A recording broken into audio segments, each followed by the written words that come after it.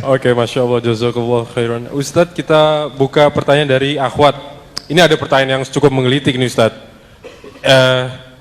Jika Allah turun di saat sepertiga malam terakhir, dan pertanyaannya saya gabungkan dengan, ada juga yang bertanya begini, dunia itu bulat Ustadz.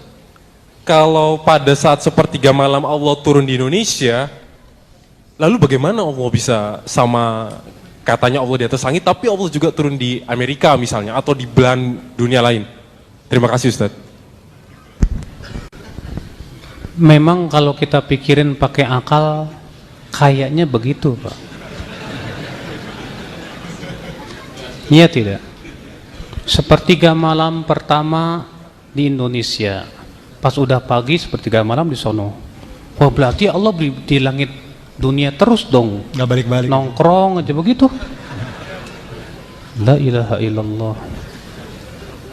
Sama dengan sabda Rasulullah ketika Rasulullah bertanya kepada para sahabat, atadruna ila aina tajri hadhi syams, tahukah kalian kemana matahari ini berlari? Kata para sahabat, Allah dan Rasul lebih tahu.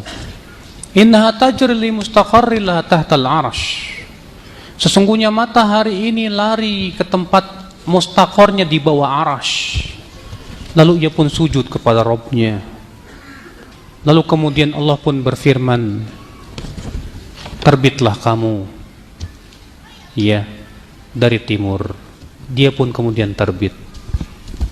Coba pikirin sama antum, kalau dengan akal-akalan tadi, hadis ini nggak masuk di akal kayaknya Ustaz.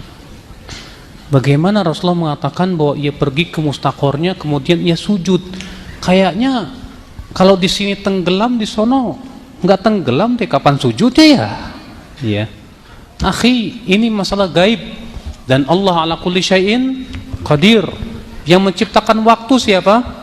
Allah. Allah mampu tidak untuk mengatur sesuai dengan apa yang Allah kehendaki? Mudah, bagi Allah mudah. Kalau Anda beriman bahwa Allah Maha Kuasa atas segala sesuatu, saya yakin pertanyaan itu sudah terjawab. Karena Allah Maha Kuasa atas segala sesuatu, sedangkan akal kita lemah. Kita ini Pak, mau mikirin yang gaib itu susah loh Pak, susah.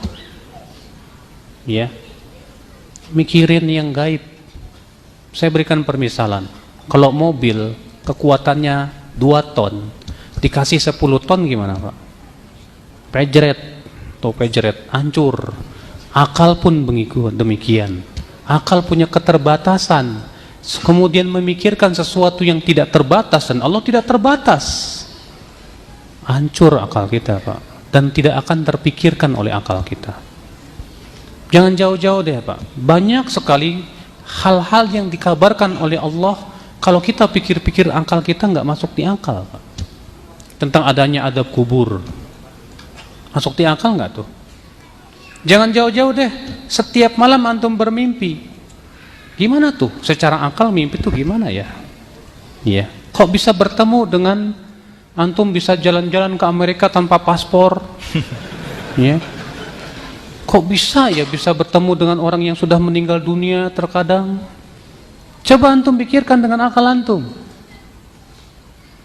Gak ketemu tuh, gimana ya? Secara akal kayaknya gak. Makanya Pak, dalam masalah gaib, imani saja dengan iman. Akal kita ada kemampuan yang terbatas. Hanya Allah yang maha tahu bagaimana caranya. Allahu a'lam.